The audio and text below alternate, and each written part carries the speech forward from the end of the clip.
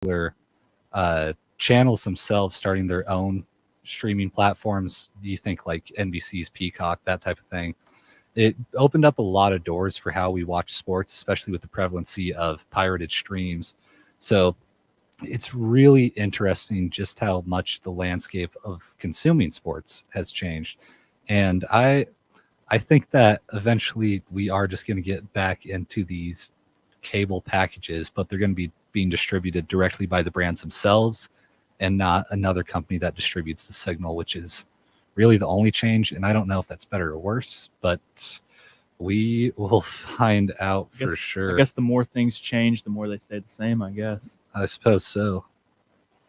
And still figuring some technical things out on our end. We're going to cut to a quick break. You're listening to WTK 90.3 The Rock. The Rock receives support from Fieldhouse Social, a fun and laid-back restaurant that offers American craft food, cocktails, and 40 beers on tap, with a 25-foot live TV and a full lounge area for sports fans. Open 6 days a week right on campus at University Commons, where football, food, and fun come together. FieldhouseSocial.com. The Rock thanks Knoxville Ice Bears Southern Professional Hockey League team for their support. Their 2023-24 home ice season from October through April includes games with Fayetteville, Huntsville, Roanoke, and more at the Civic Coliseum downtown. Single game and season tickets at KnoxvilleIceBears.com. Rock Solid Sports features Ice Bears Wednesdays with news and updates. Volunteer Radio says, go Ice Bears! The Rock thanks the UT Athletic Department and the Lady Vols basketball program for their support. Coach Kelly Harper and the Lady Vols 2023-2024 home schedule includes games against Notre Dame, Ohio State, SEC foes, and more.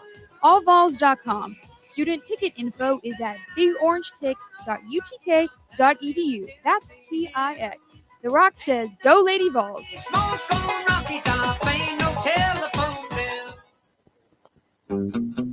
Knoxville, be sure to tune in Wednesday nights from 8 until 10 for The Alternative, featuring 2 hours of the best in Americana music from the station that first brought Knoxville music by bands from back in the alt country days, like Green on Red, the Blasters, the Jayhawks, Uncle Tupelo and Jason and the Scorchers, to 90s Americana like the V-Roys, Whiskey Town, Gillian Welch, Wilco, and others, to modern-day Americana musicians like Margot Price, Zach Bryan, Tyler Childers, Turnpike Troubadours, and Charlie Crockett.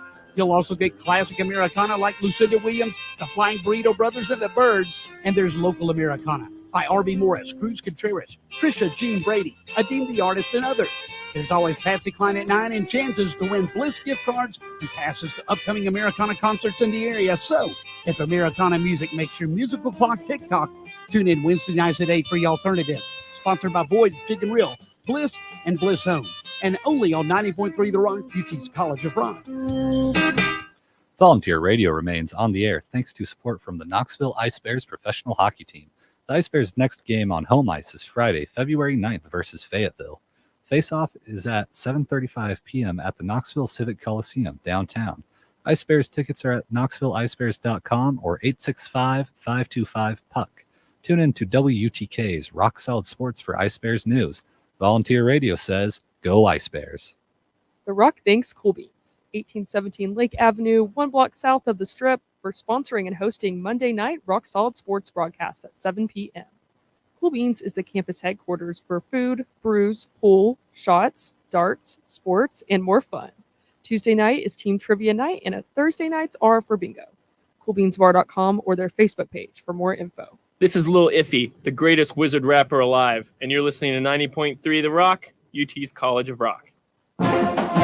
Volunteer Radio remains on the air thanks to support from the UT Athletic Department. 2024 baseball fall season runs February into May with games against SEC rivals Georgia, LSU, Missouri, and more at Lindsey Nelson Stadium. AllVols.com.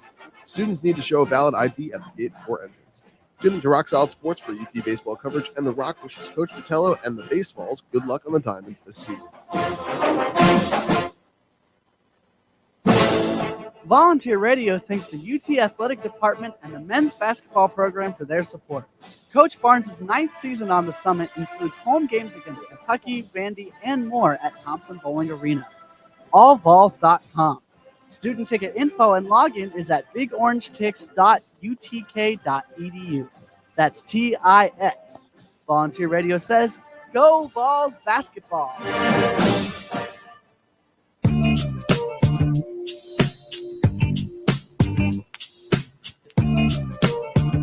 Welcome back into WTK's Rock Solid Sports Wednesday night edition. I'm Dom. I'm here with Alex, and then over at Fieldhouse Social, we have Chloe. How are you doing tonight, Chloe? What's up, guys? You got me? Yeah, we got you good this time. Awesome. I'm glad to be here. Fieldhouse Social, 2525 University Commons Way. We thank them for being our support for Wednesdays. We got that basketball game going on loud and clear behind me on that 21-foot big screen TV. Got a few people out here watching tonight, trivia, lots of other things. And yeah, happy to be here and happy to talk about, I believe, basketball now. Yeah, but before that, I know you wanted to touch on the merging of streaming networks. So let's hear your take on that real quick before. Yes, the the streaming. got us. The streaming is interesting to me. I don't have too many, I don't feel like I have a very strong opinion on it, but it is interesting to think about the future of streaming because some people are saying, this could be a quote unquote monster. This could be the next big thing. This could be a monopoly, etc. But some people are saying it could be a flop. But I say wherever Disney is included, Disney owns ESPN at this point. You never know what will happen. So I think that this definitely could be big. Cable's changing. Will we even have cable TV in like 10 years? I don't even know, but it's definitely something interesting. Honestly, everything I watch is on ESPN Plus. But like I was talking with Alex before the show, there's obviously way more sports to that. A lot more pro sports are not, accessible in there. So this could definitely be very big for sure. I'm not really sure, but the times are definitely changing. Of course, it's going to be really interesting to see just how it goes. I mean, it feels like things have begun to change rapidly, even just in the past couple of days with all the different things we've seen with this, with the NCAA, with this Apple Vision stuff. But let's jump right into college hoops. Vols are playing LSU right across the street from us. And what's the score on that game, Alex? The score currently is 17-8 Tennessee. So I think things are going pretty good by the judge of it. But no, LSU, a bit of a rough team right now. Not the team we knew under Will Wade after that whole scandal rocked that school. Vols obviously coming off that huge W over Kentucky on the road in Rupp, sending some seniors off with winning records at Rupp Arena. It's a special time to be alive for the Vols basketball team. And LSU, they're 12-9, 4-4 in the conference. Not the greatest. Like I said, had that big scandal just about 2 years ago, I believe, with Will Wade and the recruiting violations. But they're coming off a win over Arkansas. However, Arkansas, another team that has really disappointed so far to start the season. A lot of guys to look for in this one. Who are you guys looking for the most?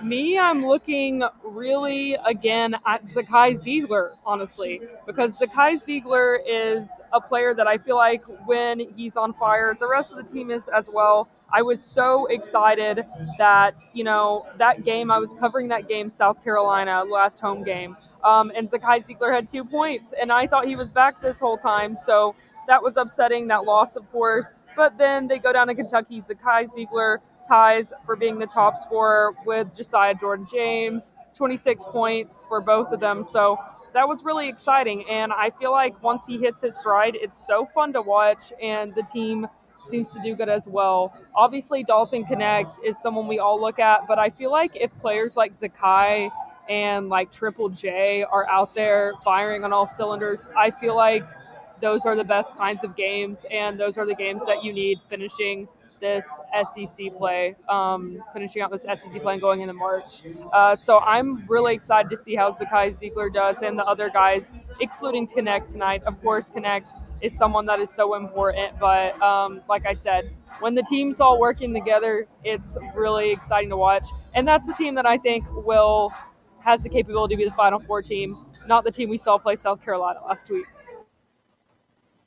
I think I'm going to go the other side of the road with this one. When you think of a Rick Barnes coach basketball team, I've had questions about the offensive ability of a Tennessee basketball team, but I've never once questioned the defensive intensity and the effort on that side of the ball. So I'm going to say that I'm going to be looking for how we can contain guys like Will Baker, Jordan Wright, or Jalen Cook. These are their three top scorers on LSU. And I mean, in the last game, I think Will Baker had, over 20 points against Arkansas. He led the way for them. And obviously guys on defense, diving for those loose balls, playing good front up defense. That's what I'm interested in to see this game, is how we can respond to the intensity that LSU plays with. I mean, they've had some gritty losses, even though, they've been blown out by Auburn and Alabama.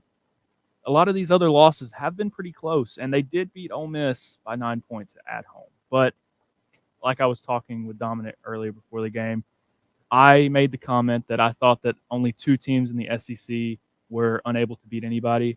I don't know. Looking at this game, LSU is not just a dominant force, but you never know. You never know. And I've had bad luck in the past. Well, judging by the score, we're doing pretty well so far. However, teams can always come back. You don't want to see it, and I don't think we will in this one. I really do think that we will dominate this one till the end, just because I really think that this team turned the corner in Lexington. We obviously beat a huge rival, and that's big. But the more important thing I got out of that game was our team prior to that, they were playing rather scared. Everyone was just ball watching, waiting for Connect to do something.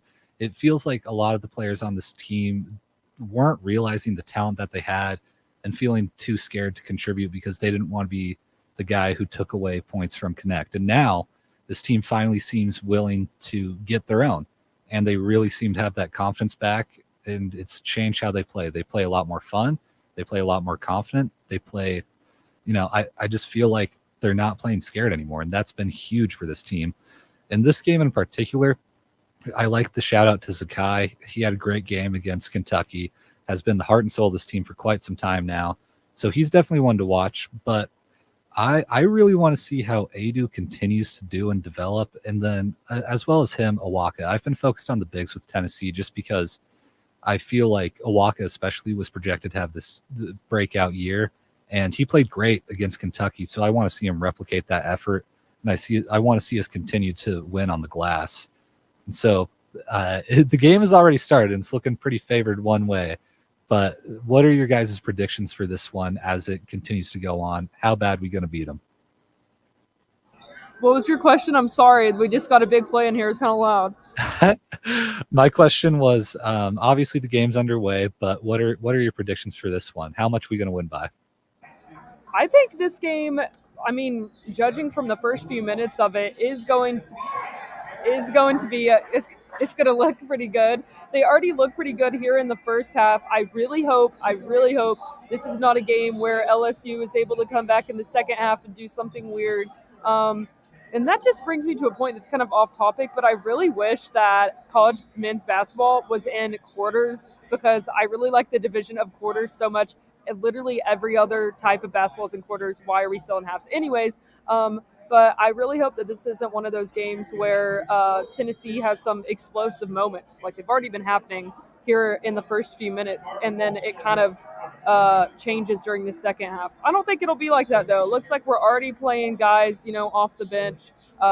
Love to see it. Obviously, all these guys are useful on this team that are healthy right now, as we've seen these past few weeks. But I'm thinking that this game is going to be a comfortable win. Give me at least maybe close to a 20-point win, maybe 18-point win over LSU. While LSU was not super great at basketball, I think that Tennessee back at home this time after a rough game against South Carolina, I think that this team is clicking more. Already have some guys who have some points who've been, I don't want to say slacking off recently, but we haven't seen a lot recently. I'm excited to see how it goes. I think this will be a good win for Tennessee. I wish I was in the house tonight. It looks really exciting in there. I'm going to go on the other side of that argument, and I'm going to look at this from more of an analytical side. Obviously, gambling is, the number one, hot topic, honestly, in sports, with the Super Bowl coming up this week, and, the nobody's in the media is supposed to gamble on sports. But if you look at ESPN Bet, the odds provided on the ESPN website, Tennessee is a 12.5 favorite going into this game. Obviously, right now at the first media timeout, game is at 10 points, excuse me. I think that this game is going to be a little bit closer than you think. I listen to some of these guys in the gambling world, and they believe in trends and statistics that they see throughout the years, and they would call this a letdown game. Obviously, a big game against Kentucky this Saturday, where we exceeded expectations, took on a of course battered Kentucky team without one of their starters, and I believe their one of their big men off the bench was hurt as well. But I think this could be a letdown game, and it worries me. And I want to be wrong for sure. Obviously, I bleed orange, but you never know in the SEC. And as always, I mean, we've seen upset after upset, but I do believe that we are going to be playing with a lot more passion and fire since we did lose to South Carolina at home, and nobody wants to lose 2 straight home games. So hopefully, we can cover that spread, but I do believe we get it done, and I think Vegas thinks that as well. Yeah, I'm thinking along the lines of I really do think that because we lost against South Carolina, this team and just UT teams in general, they really do play for the fans, and these guys want to make us proud. They want to make this entire community proud, and I think they're going to do it tonight. And they're not playing the spread; they're playing LSU. So I think they're going to get a big win, and whether it covers the spread or not, I don't really care too much personally. Maybe if I had money on it, I would care, but I don't. But no, another guy I wanted to shout out real quick too, that was in that Kentucky game. Cameron Carr looked really good in the minutes he got, so I'm hoping to see more of him tonight. Obviously, I can't see him right now being on air, but maybe he's getting some minutes. I thought his defensive play looked exceptional against Kentucky, being able to shut down the rhythm of that team, looking a little bit like Jemai Meshack out there and just how he affects the floor. Another guy that really has helped turn this Vols team around. So I really think that they're going to cruise by LSU tonight. And Lady Vols, let's move on to them. They got a big win at home against Mizzou, 80-69. Spear again with a big game, 22 points, 6 boards, 6 assists. Going on the road to play Alabama tomorrow. Bama is 18-6, 5-4 in the SEC. And there's no real big significant wins for Bama besides Louisville earlier in the season. So what do you guys make of this matchup against Bama, and how do you feel about this Lady Vols team in the wake of the Mizzou win with Spear yet again leading the charge? So me personally, I really am so excited that there's another scorer now, another high scorer besides Rakia Jackson. There's a lot of girls on this team that have the capability to step up, but we hadn't really seen anyone in the first few months of play. But now Joel Spear stepping up. She just does a great job. I also love talking to her in the post-game press conferences. She always gives just like such great answers. No, she's really cool, really great player. And I love watching her play. So I'm really excited that there's another player, that not to rely on, but they're not relying all on Rakia Jackson. Rakia Jackson's great, but just it's what we need with the SEC play. Like you said, Dom, Alabama not super great. I think that Alabama could be a comparable team to the Lady Vols. They're 18-6. Lady Vols are 14-7. And they're neither ranked. Neither of them really have super significant wins. I put Louisville in there just because Louisville was ranked at the time, and Louisville has, usually has a decent women's basketball team. But yeah, I think that this game could go either way. I could see the Lady Vols losing this one, honestly. But with their dominant win over Georgia last week, I think that honestly Alabama's team they should beat, and they will beat. And then they got Arkansas, and then they go right into playing South Carolina and teams like LSU. So I hope that this is a win. This should be a win. I think that the Lady Vols with, Spear out there and Jackson definitely have the capability to do this. I think that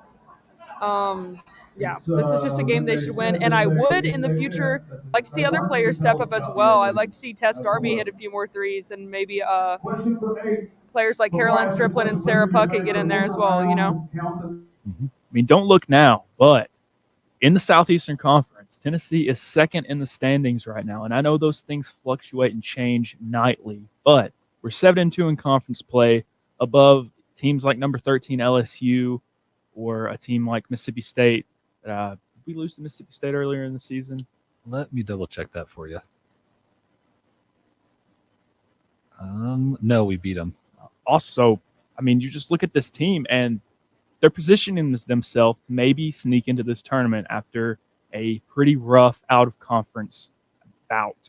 But I heard on the broadcast a couple nights ago that, if you look at the strength of schedule, which a lot of the, selection committees take into account, we have the second hardest strength of schedule out of the entire NCAA, only beat by UConn, who of course top ranked national championship contenders. But so we've just got to keep winning. This Alabama game is a must win. Any game that is not named LSU or South Carolina is absolutely a must win.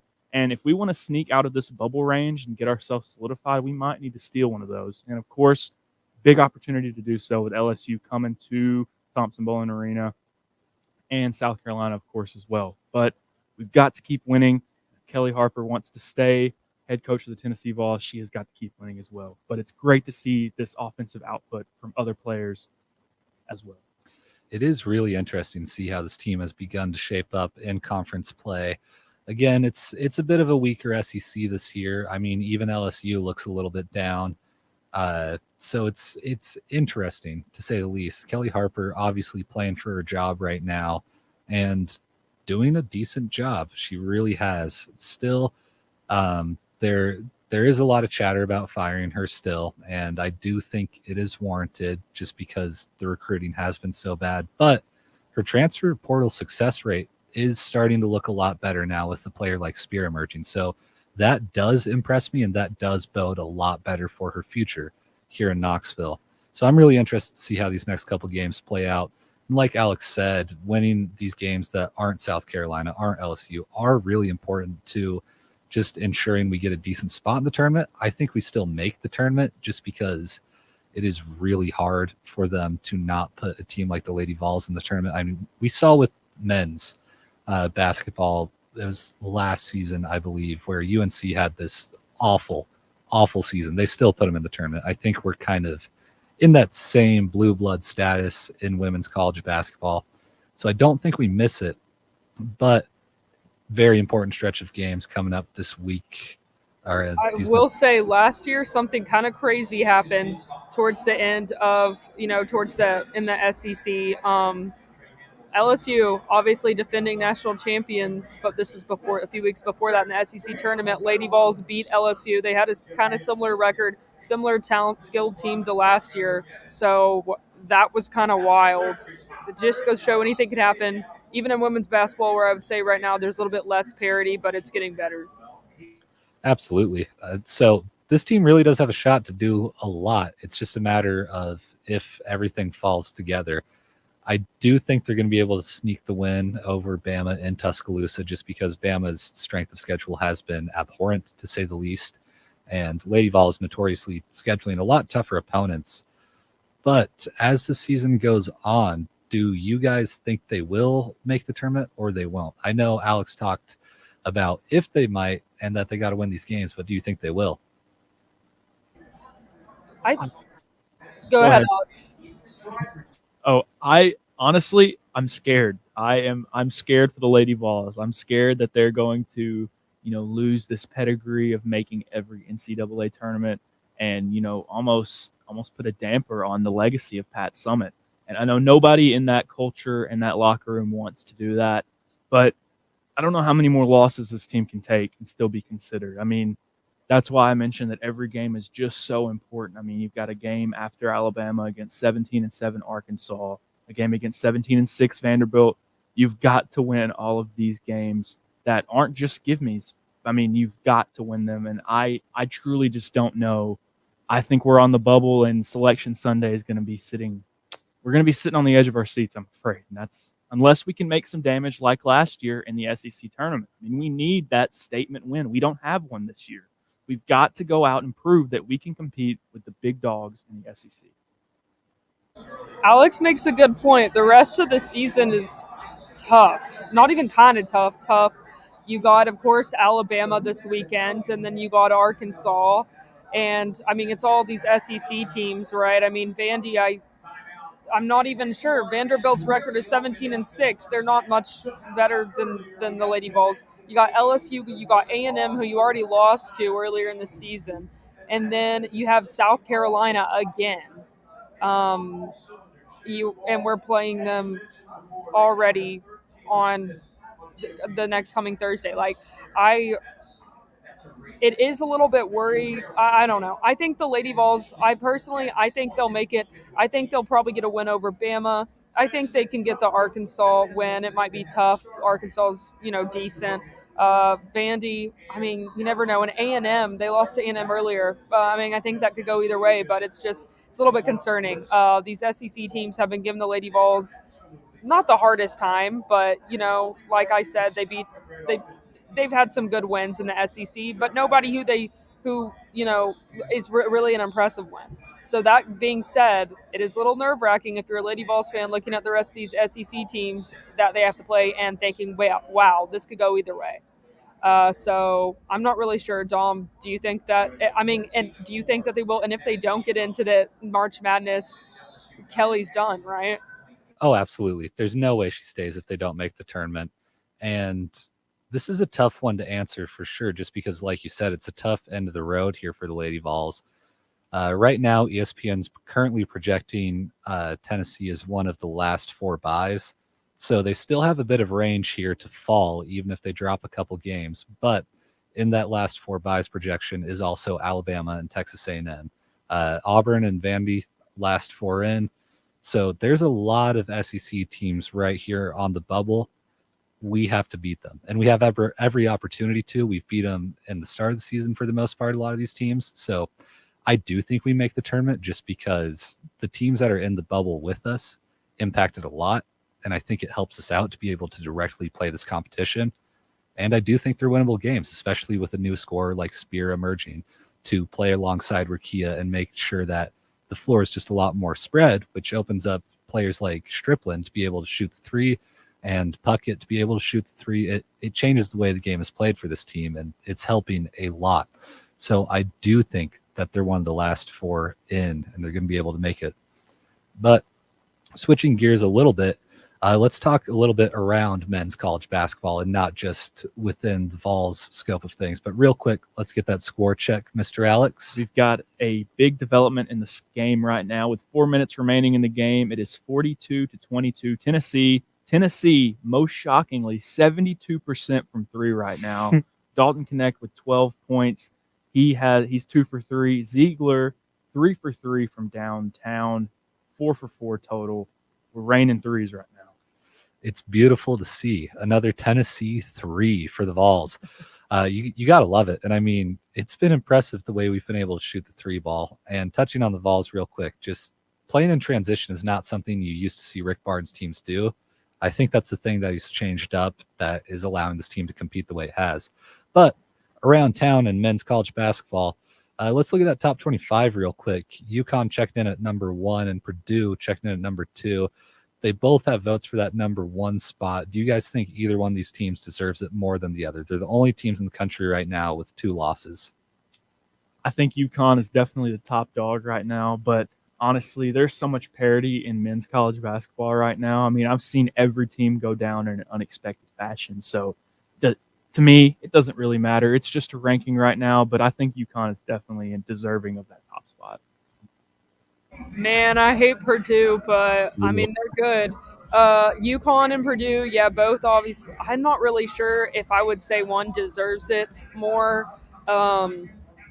I don't know, but here's a question. I mean, not a question. I do think, like you guys are talking about parity. I think at the end of the day, UConn and Purdue, I judge it. I'm a Vols fan. I can't help it. I think that Tennessee definitely at this point in the season has the capability to beat both of these teams. So that just shows, I think easily that they could. So as far as UConn or Purdue, I guess I would have to say Purdue. Wait, Purdue's had a few losses, right? Purdue's had some, but they went down to someone. They both have 2 losses. I believe Purdue has a loss to, I think it was Northwestern that they dropped one of them to. In Nebraska. Okay. I mean, I don't know. I'll just have to see as they get into it. But yeah, UConn and Purdue, I think that it gets me excited talking about it because I think that March really will be madness this year because I don't think right now there's a concrete number 1 men's basketball team I think that could definitely change any moment. I'm definitely inclined to agree. UConn and Purdue definitely sitting there at the top right now. I do think they're both the top teams in the country. I'd pull UConn over Purdue just because Purdue, they run it through Zach Edey, very one-dimensional team. They do have a couple good guards there like Lawyer who'd get it done, but UConn I just think is a more well-rounded team. But the real question is Tennessee is in the hunt for a 1 seed, and they've got a lot of difficult teams that they're competing with right now, such as UNC, who did beat us in the Dean Dome earlier this season in extremely ugly fashion, perhaps one of the ugliest losses of the Rick Barnes era. And then Kansas also beat us earlier in the year in that tournament. Houston above us, and then we're at the 6th spot. We're also going to be competing with Marquette and Arizona, who both also have 5 losses, as well as Duke. But Illinois is there too, who we've already beat. What do you guys think about our number 1 seed odds just in this field that is extremely talented this year? Like Alex underlined, like you talked about, Chloe, the parity in college basketball right now is sincerely unlike anything I've ever seen. A lot of these teams just, I think the NIL landscape and the transfer portal really shifted basketball, especially just because it is a player-focused sport and player mobility changes the game a lot. Looking at Joe Lunardi's, excuse me. I swear I know how to say that name. It just escaped me in the moment. Happens. He has us as the 5th ranked team in the tournament. So obviously the first 2 seeds. So just right outside that 1 seed range. But I mean, how do we jump ahead of Purdue, UConn, Houston, or Arizona, according to Joe? I don't know. Houston, obviously coming from a smaller conference, first year in Big 12 play, has proven themselves that they can compete and that they are not just, beating up on lesser teams. They obviously took that loss to Kansas pretty badly in Allen Fieldhouse, but then they responded against Oklahoma State in a pretty beat down fashion. You've got Arizona out west. I'm sure they're taking care of business in the Pac-12. And I don't know if we'll ever catch Purdue or UConn. Obviously 2 losses. That's hard to beat. If they don't lose again, there's no way we can catch them. I think maybe we have to win the SEC tournament. I think that would definitely help our chances be the number 1 SEC team coming in. And, this just speaks to the parity. The Big 12 has 10 teams predicted to be in March Madness. The SEC right behind them at 9, Big 10 with 6. That is unbelievable how many of these top teams are playing at such a high level.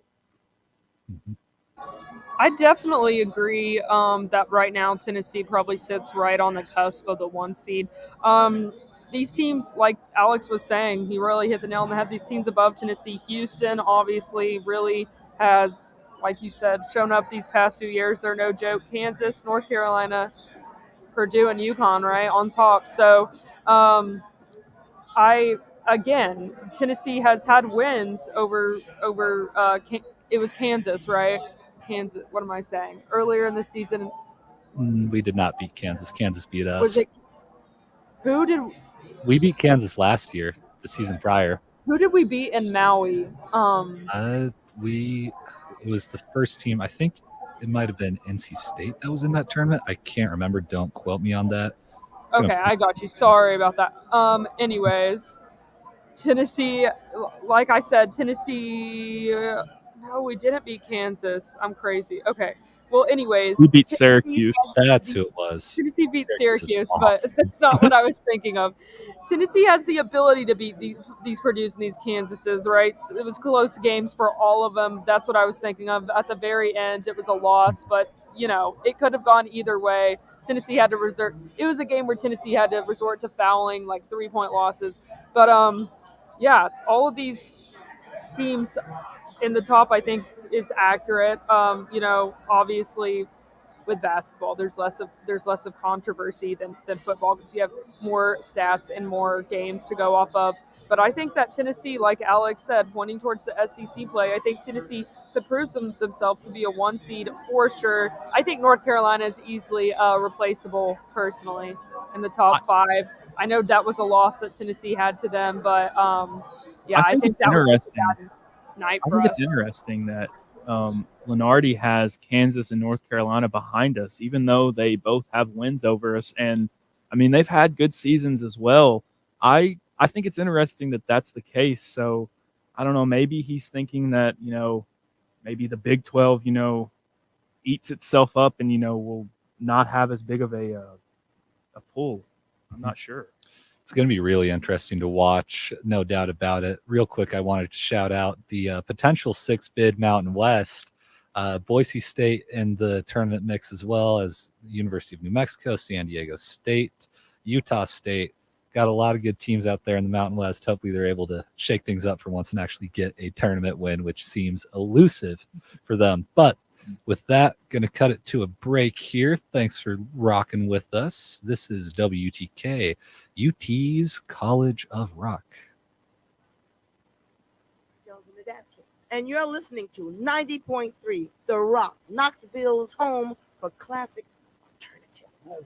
The Rock received support from Fieldhouse Social, sports games paired with cold beers in reach in University Commons. Fieldhouse Social offers a diverse menu of tavern foods such as pulled pork nachos, the Fieldhouse Cobb salad, and the Applewood smoked chicken wings. Kick back and relax in the lounge. FieldhouseSocial.com. Volunteer Radio thanks the UT Athletic Department and the men's basketball program for their support.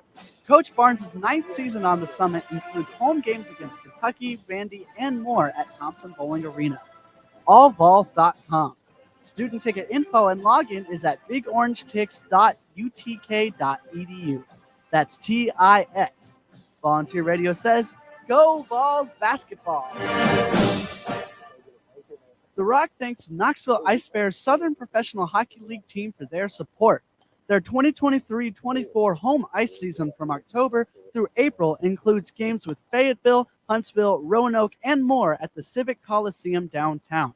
Single game and season tickets at KnoxvilleIceBears.com. Rock Solid Sports features Ice Bears Wednesdays with news and updates. Volunteer Radio says, Go Ice Bears! The Rock thanks Cool Beans, 1817 Lake Avenue, 1 block south of the Strip, for sponsoring and hosting the Monday night Rock Solid Sports broadcast at 7 p.m. Cool Beans offers lunch daily with a full and late night menu and is the pre- and post-game on-campus location for Vols and Smokies baseball and Lady Vols softball, MLB, Pro Soccer, and the Preds on the big screens. 21 and over only, please. CoolBeansBar.com or their Facebook page for more info. WUTK thanks the UT Athletic Department and the Lady Vols basketball program for their support, and we wish Coach Kelly Harper and the team good luck this season. The Lady Vols' next home game versus Arkansas Monday, February 12th at Thompson Bowling Arena at Food City Center at 7 p.m. Student ticket requests are at bigorangetics.utk.edu. That's TIX. General public tickets are at allvols.com. Volunteer Radio says, Go Lady Vols, beat the Razorbacks. Hi, this is Connor Kelly. You're listening to Volunteer Radio 90.3 The Rock, UT's College of Rock. The Rock thanks the UT Athletic Department and the Lady Vols basketball program for their support. Coach Kelly Harper and the Lady Vols 2023-2024 home schedule includes games against Notre Dame, Ohio State, SEC foes, and more. Allvols.com. Student ticket info is at bigorangetics.utk.edu. That's TIX. The Rock says, Go Lady Vols.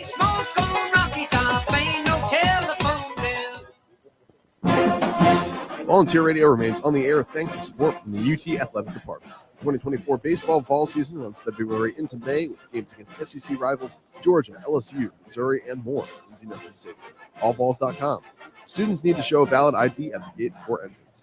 Tune into Rock Solid Sports for UT baseball coverage, and The Rock wishes Coach Vitello and the Baseballs good luck on the diamond this season. Knoxville, be sure to tune in Wednesday nights from 8 until 10 for The Alternative, featuring 2 hours of the best in Americana music from the station that first brought Knoxville music by bands from back in the alt country days, like Green on Red, the Blasters, the Jayhawks, Uncle Tupelo and Jason and the Scorchers, to 90s Americana like the B-Roys, Whiskey Town, Gillian Welch, Wilco, and others, to modern-day Americana musicians like Margot Price, Zach Bryan, Tyler Childers, Turnpike Troubadours, and Charlie Crockett. You'll also get classic Americana like Lucinda Williams, the Flying Burrito Brothers, and the Byrds. And there's local Americana by R.B. Morris, Cruz Contreras, Trisha Jean Brady, Adeem the Artist, and others. There's always Patsy Cline at 9 and chances to win Bliss gift cards and passes to upcoming Americana concerts in the area. So, if Americana music makes your musical clock tick-tock, tune in Wednesday nights at 8 for The Alternative. Sponsored by Boyd's Chicken Grill, Bliss, and Bliss Home. And only on 90.3 The Rock, UT's College of Rock.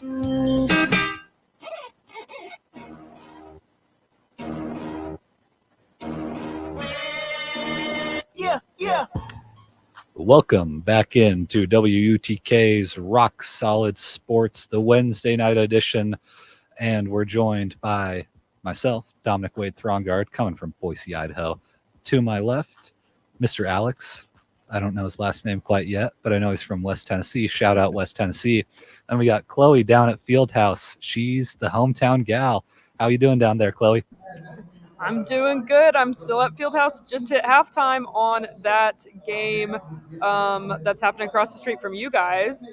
I'm going to read their little thing sponsored by Fieldhouse Social. Wednesday night show, 25 University Commons. Way we thank them for their support. American craft food, beer, and cocktails. A 21-foot digital big screen TV indoors, which you can see behind me on the stream. And plenty more TVs throughout the restaurant and a back patio. Open at 11 a.m. Wednesdays through Sundays.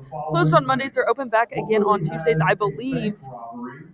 Here soon, they're about to be open every day of the week as well because they have a little sign posted out here on their door. So that's exciting. But yeah, we got trivia going on behind me, as you can hear me. Always fun to kind of in my head answer those questions. Here in a minute, they do one with that's like a year. Well, they'll have like a sporting event usually and a movie that came out, and I'm always like 1 year off, and it's really frustrating for me. But anyways, yeah, Fieldhouse Social going good. Let's talk some Super Bowl Sunday. Oh, absolutely. I am more than ready to start talking about the Super Bowl. So, obviously, if you live under a rock, you may not have heard, but the Kansas City Chiefs are playing the San Francisco 49ers in Las Vegas, nonetheless. It's going to be a fun one. So, what storylines are you guys looking forward to the most, however? Because there's a lot with this Super Bowl. It feels like more than any other Super Bowl. I think for me personally, I'm going to be looking at Patrick Mahomes and all of the storylines that go with him. I think that, and this is not a hot take. I mean, Mahomes is the next Tom Brady.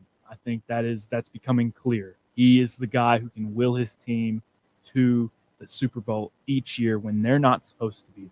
Starting out this season, losing at Arrowhead to open out the season for the Lions, and then probably in the 5 weeks after that, the Chiefs were shaky. They were not a very good football team. They did not figure it out. People were questioning why they got rid of their top NFL superstar, Tyreek Hill. It looked like the ship was sinking for Andy Reid.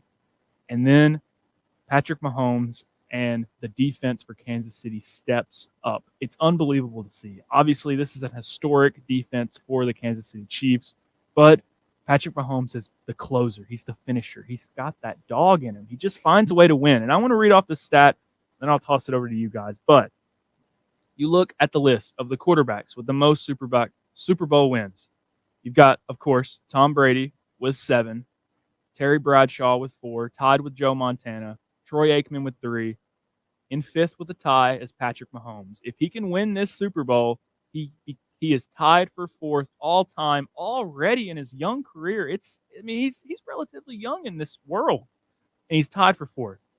Well on his way to potentially competing with Tom Brady for the GOAT. I mean, how is this possible? How did we get another Tom Brady so quickly?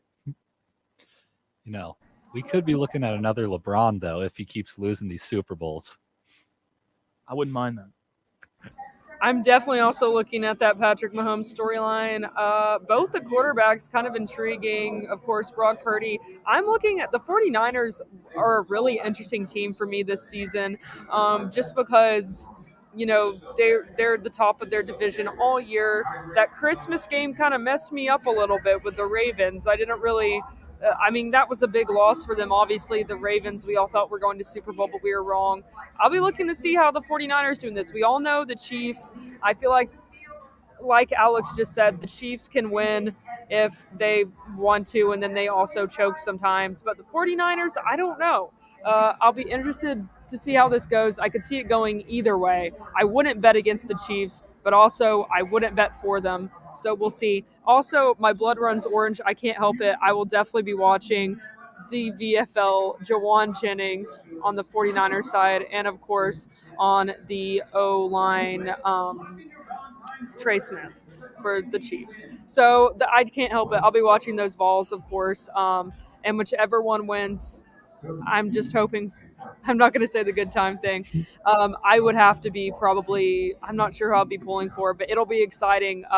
Both these teams been so prominent all season, which makes it just the more exciting to watch. And it's a matchup we got not long ago, back in 2020. So Absolutely. Super exciting matchup we got here. Storyline, I'm looking at the most, A lot of people are going to talk about Taylor Swift, but I want cutaways to Bob Weir because he was at the NFC Championship game, former member, well, still member technically, I guess, of the Grateful Dead, whatever they're doing now.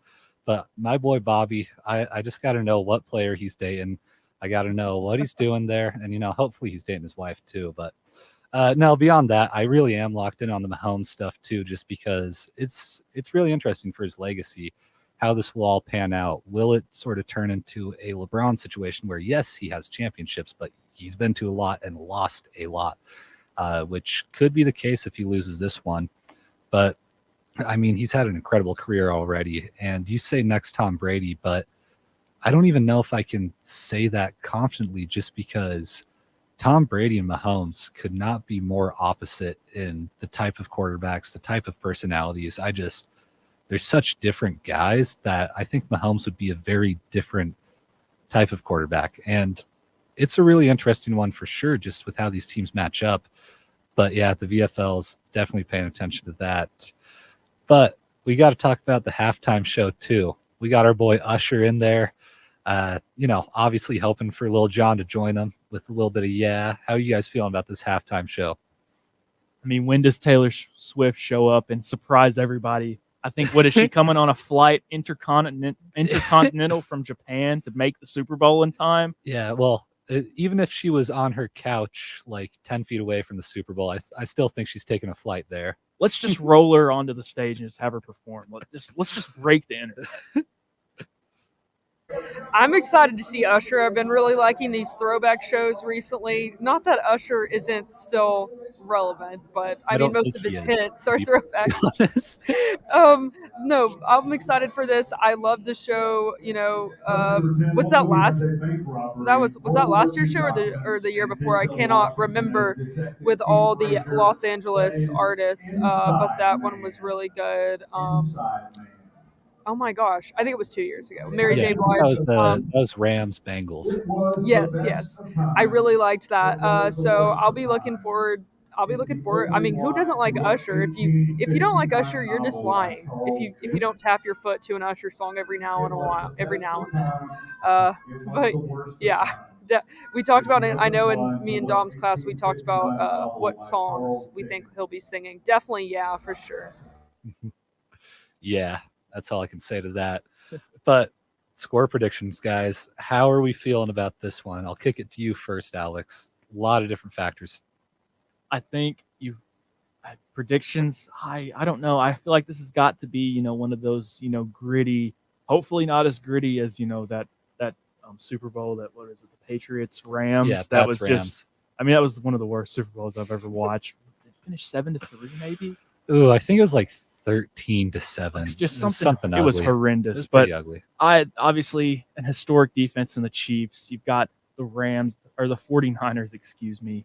All of these playmakers, but at the end of the day, I got to go with my boy Mahomes. I've got to go with the Chiefs to get the job done. He's not going to be LeBron, but obviously Kelsey's going to ride off into the sunset, propose to Taylor Swift to finish it out. Give me the Chiefs 23-14. There we go. When the lights come on, will he be Mahomes? We'll just have to see.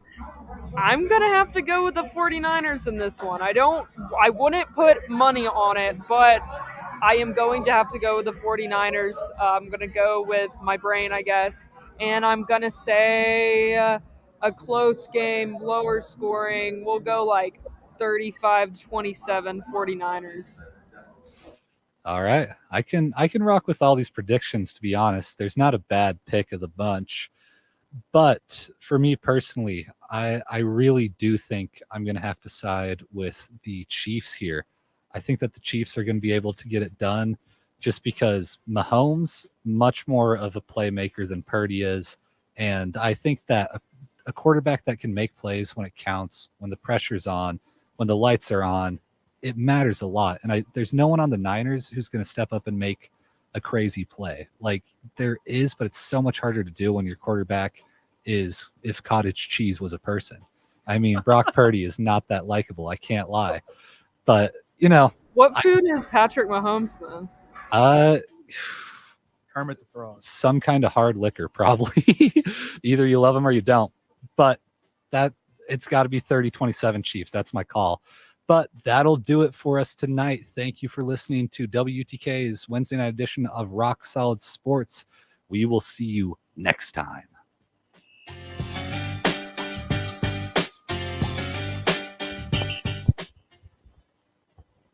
Broadcasting from the home of the University of Tennessee Volunteers, we are Volunteer Radio. WUTK 90.3 FM in Knoxville.